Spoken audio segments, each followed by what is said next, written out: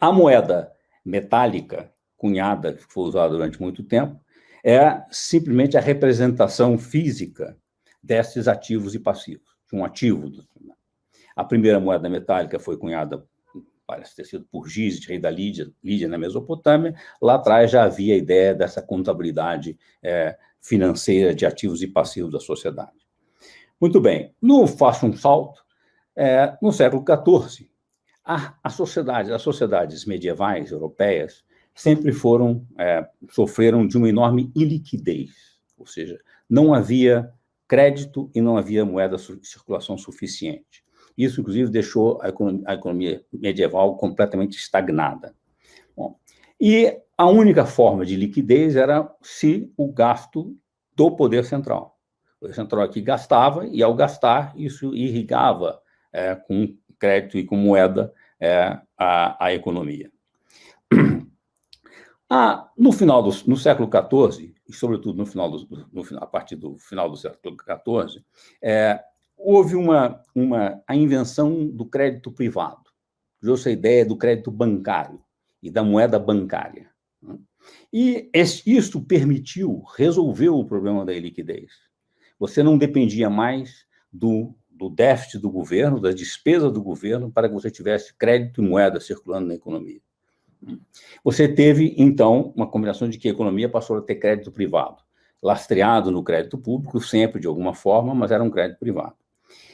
Essa combinação de expansão de crédito com uma renovação intelectual das ideias e tecnológica do iluminismo francês e do iluminismo escocês, que levou o mundo ocidental a sair da estagnação medieval.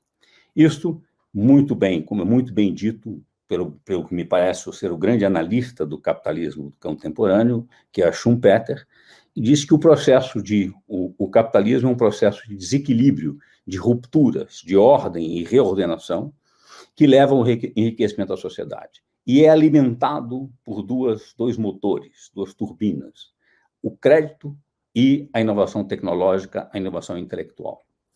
Bom, quando surge o crédito privado, o crédito bancário, resolve-se o problema da liquidez e aparece um outro problema.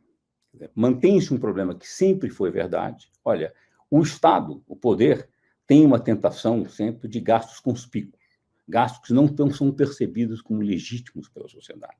Excessos das cortes, excessos dos soberanos, etc. E, ao mesmo tempo, você dependia disso, então tinha uma contradição. O Estado precisa gastar para irrigar a sociedade com crédito e moeda, mas esses gastos são percebidos como excessivos e conspícuos. Bom, quando surge o crédito privado, o crédito bancário, tem-se a solução. A solução é o padrão ouro. Então, eu disse, olha, o Estado continua obrigado a só gastar com uma moeda lastreada com lastro metálico, com ouro ou prata. Então, o Estado, para poder gastar, precisa acumular ouro e prata, normalmente ou cobrando impostos, ou tendo em ouro e prata. O setor privado, por sua vez, com acesso ao crédito bancário, não estava limitado a isso. Perfeito? Agora, isso criou um outro problema.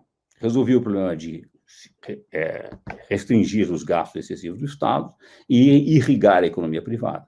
Criou um problema das corridas bancárias. E que foi um problema muito sério, até durante o século XVIII e o século XIX. E também, mais uma vez, essa restrição, que era uma restrição que foi longamente debatida na história, da ideia de que o Estado deveria manter a moeda lastreada, causava problemas quando o Estado precisava gastar com razões percebidas como legítimas. A mais dela era guerras externas. E toda vez que o Estado precisava gastar em guerras e não tinha como financiar isso exclusivamente com impostos e acumular prata e ouro para isso, ele era obrigado a suspender a conversibilidade da moeda e poder remitir para gastar. Emitir significa se gastar com crédito.